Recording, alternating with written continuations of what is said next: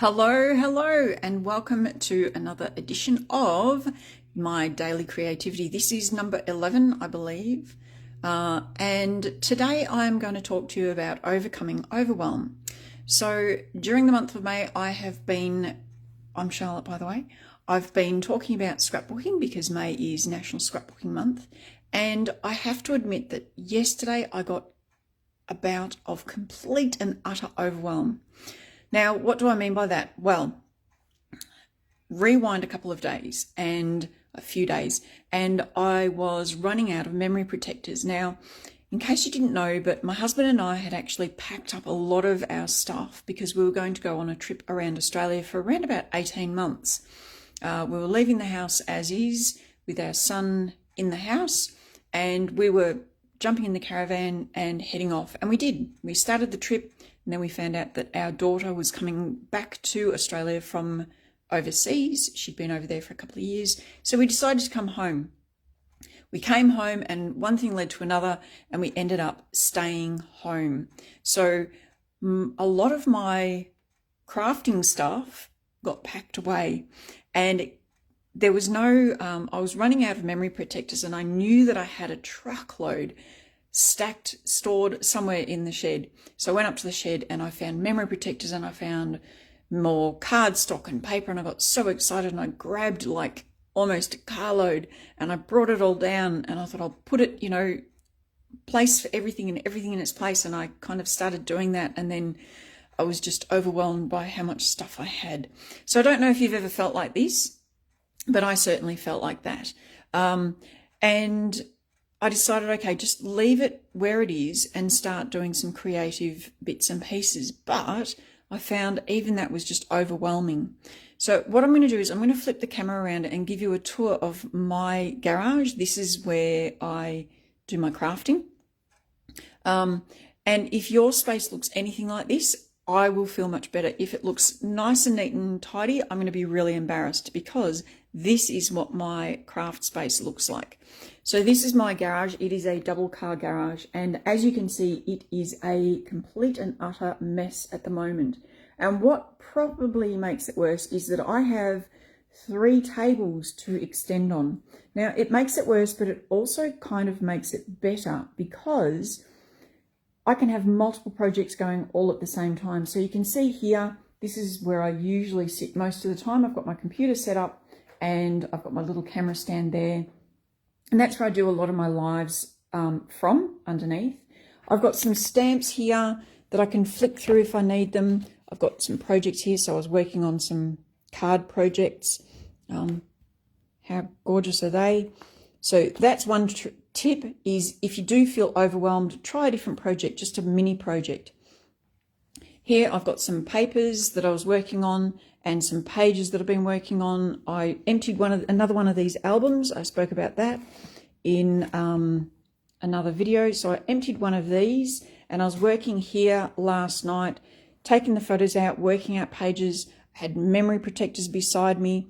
I was putting them onto pages and into memory protectors. And that was after I sat there for quite a while just trying to work out what I was going to do. Thankfully, through all of the pages that I put together, probably about half of these, I got one page done, which I was really, really happy with. This one here. I haven't done a title yet, but that's about all I got done for the whole of yesterday. So what I want to say is if you do ever feel overwhelmed and you want to overcome it, what I recommend, and I'm giving myself this advice, is maybe try a room reset. So do some cleaning up, do some packing up, find a place for everything and put everything in its place. And then take a break. And that, again, is what I'm doing today. So I'm actually going to go out today. I'm going to visit some friends and I know they're going to share with me some of their creativity. Hopefully that's what I've been doing for you over the last few days, is sharing my creativity and inspiring you. I know these friends are going to inspire me. One of them, Karen, I'm coming to visit you today, and I know she's going to show me some fantastic cards, which I'll be able to share with you guys next month, because May as I mentioned, is scrapbooking month. So I'm really trying to get some scrapbooking done. The other thing is check out other people. So don't just watch me. I know you don't just watch me, but check out other people. Laura Beecham is another fantastic scrapbooker and card maker. She's an amazing person. And she has been doing a similar thing to me where she's organising tons and tons of photos.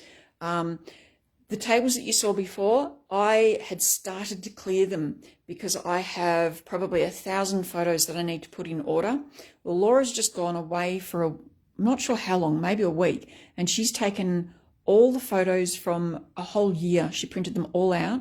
She's taken them all with her. She's putting them in order, which is what I need to do. And then she's organising them. Her organisation method is slightly different to mine, and I have tried it. And I'm going to actually just sit down and show you what I did. So if you haven't seen me previously, what I do is I showed you on these albums here. Let me just flip the camera. So these ones here, I take my photos out of the album and then I organise them onto a page in some sort of order. So this one isn't necessarily how I'm going to have it laid out.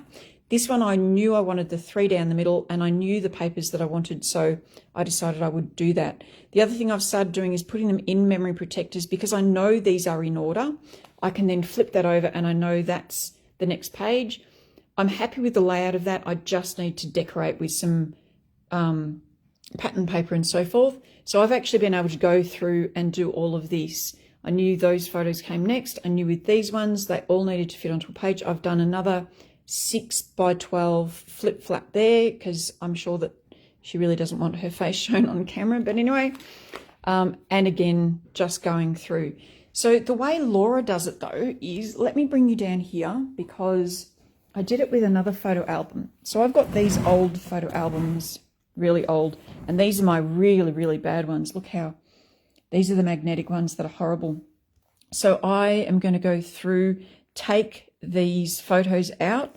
Hopefully I'll be able to take this, the words out as well. If I can't take the words out, what I've been doing is grabbing a sticky notepad and just something like this. I'll grab this page and I've been writing down what's like the labels and then just sticking them onto the page. Now, it's a little bit of a shame because I don't have my handwriting. So with this one, I can take that out and I'll actually put that in the album because it shows my handwriting at the time. So take these out, take all of these out. And I've been wanting to do this for so many years.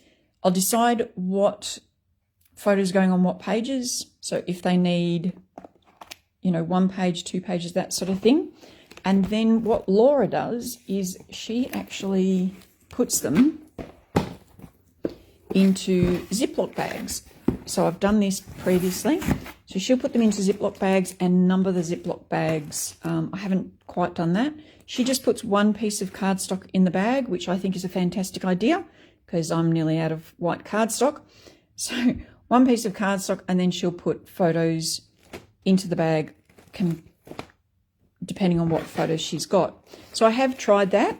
That's another idea for you. I personally, what I'm finding is that I like the idea of having them in memory protectors because I can then just put it straight into the album. I also like the idea of having it on already sort of stuck down because I can flip through and I can see the photos. Haven't tried the next step in Laura's process, but have a look at other people's processes as well. If you're feeling overwhelmed, it doesn't mean go and have a look at 6 different people and then get overwhelmed by the process. Take a break, go get some inspiration from other people, either in person, always a good thing. I know one of my followers said she has recently been to a retreat. They are awesome too, to go on a retreat. But just take it easy on yourself. And if nothing works, take a break. I am not taking a break though. I am going to come every day during the month of May, whether I am happy or sad. So if my tone is a little bit down, you'll know that Charlotte's not having a good day today, but she's slogging on and she's going to come and bring you, hopefully, daily creativity. So that's it from me for now. I hope, as always, you stay safe, that you keep crafting. But from me, bye for now.